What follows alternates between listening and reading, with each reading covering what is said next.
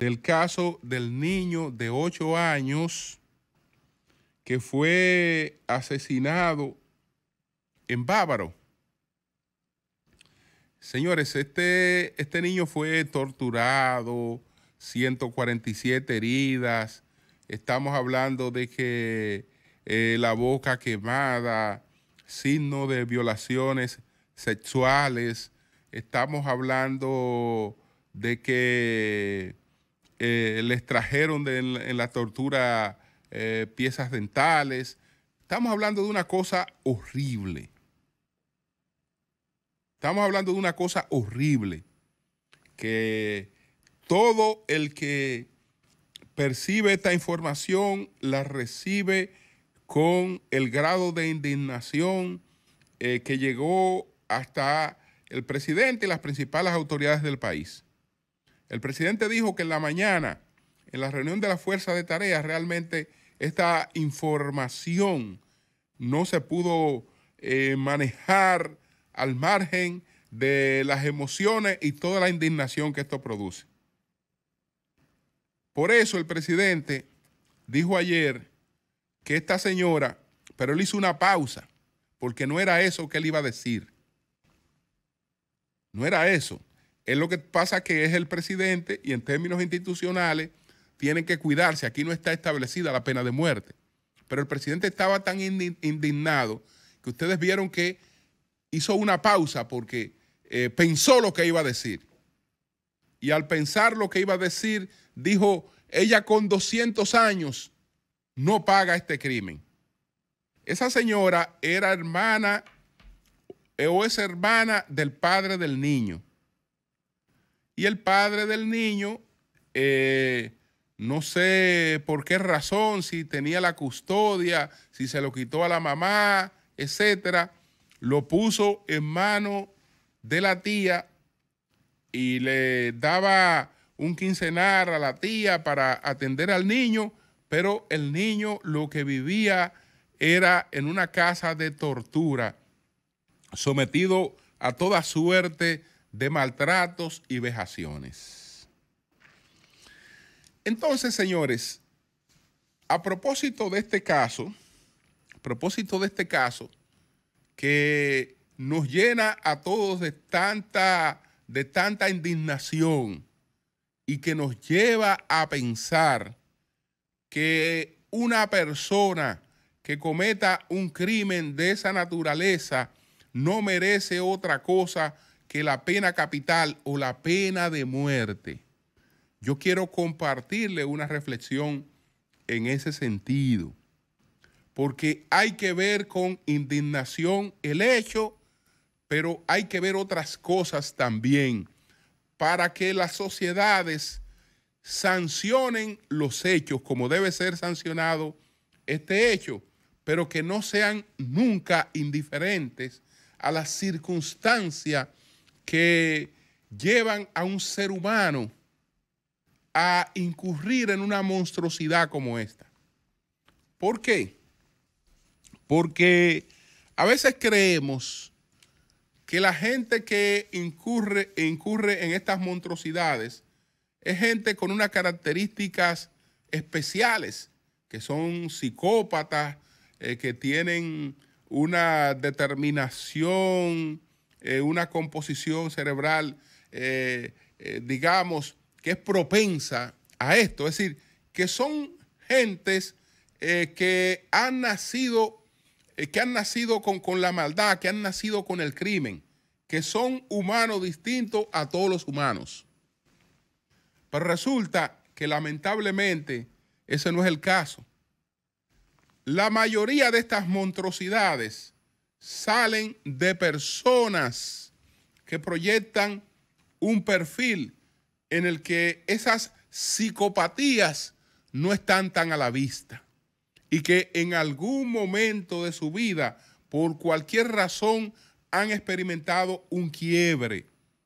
Entonces la sociedad tiene que estar pendiente a ellos, pero tiene que estar pendiente a todas las circunstancias que conducen a eso.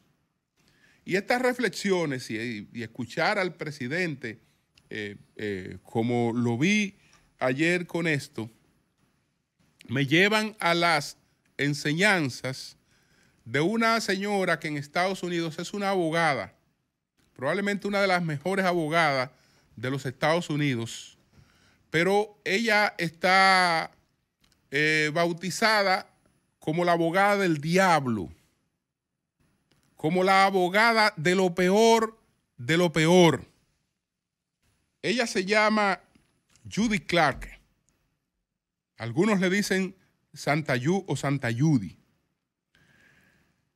Y esta dama, ¿por qué es la abogada de lo peor de lo peor?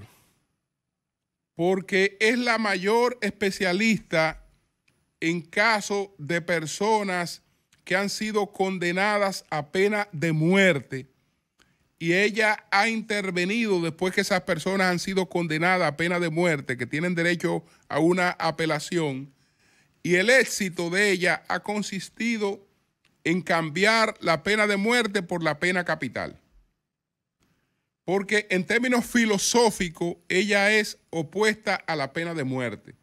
No es abogada de lo peor porque cobre dinero de lo peor para defenderle, porque incluso no son esos clientes los que le pagan a ella, le paga el Estado. Le paga el Estado y es una persona que abandonó una carrera en la que podía hacer grandes fortunas, o una gran fortuna, por esta vocación de lucha filosófica contra la pena de muerte. Ella nunca buscó la libertad de un individuo condenado a pena de muerte, sino el cambio de la pena de muerte por la pena capital. Entonces, ¿cómo lo hizo en la mayor parte de los casos? Yo quiero compartirle lo que ocurrió, un hecho parecido a este que tenemos actualmente. El caso de una señora que se llama Susan Smith. Susan Smith fue condenada a pena de muerte porque Susan Smith pues asesinó a sus dos hijos pequeñitos lanzándose en un vehículo contra un lago, pero ella saltó antes del salto y el vehículo lo lanzó al lago y ahí murieron sus dos hijos. Entonces, esta bestia, porque de eso vamos a pensar de ella, esa bestia fue condenada a pena de muerte. Y Judy Clark logró que esa sentencia fuera variada por la cadena perpetua, por la pena de cadena perpetua, es decir, que estuviera de por vida en la cárcel sin la pena de muerte. Y en cada uno de los casos, y yo he visto más de 30 casos en el libro que he leído tratado por ella, y solo le puedo citar uno por razones de tiempo, pero en cada uno de los casos, ella ha insistido en mostrarle a la sociedad que vivimos en medio del crimen y que vivimos produciendo cosas que pueden llevar a eso, y que al sancionar el crimen no podemos ser diferentes a esas cosas.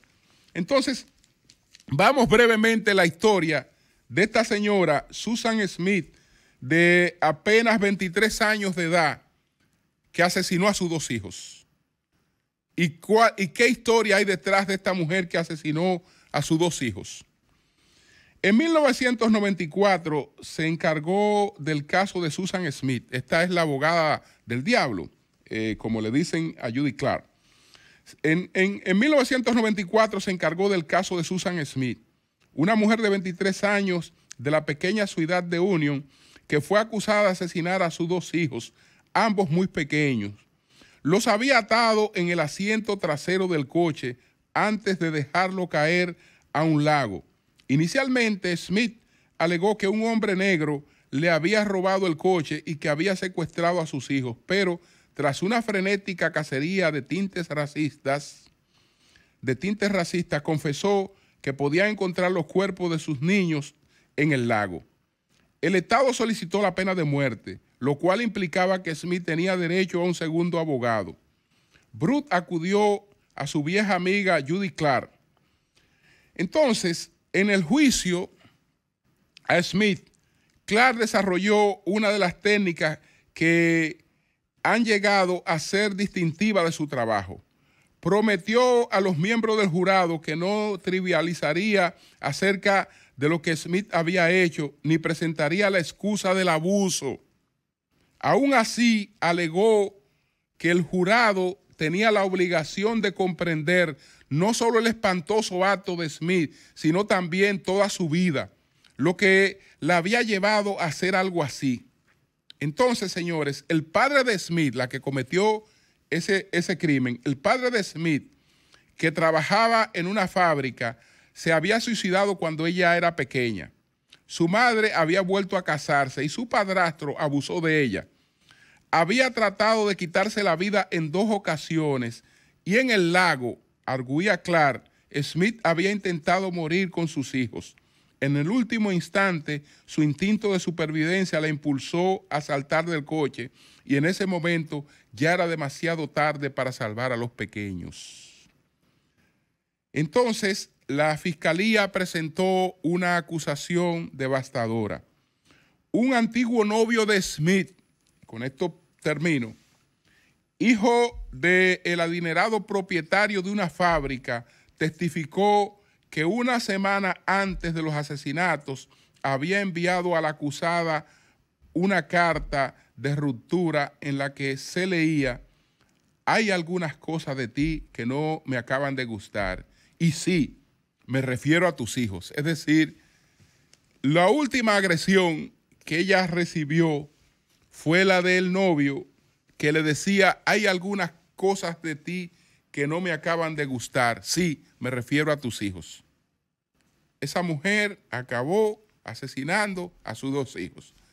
Esta señora, la llamada abogada de lo peor, lo que trata es de que la sociedad entienda que lo peor de lo peor está en los quiebres que se van produciendo sin subsanarse entre nosotros mismos y que eso realmente produce monstruosidades. Cambio y fuera.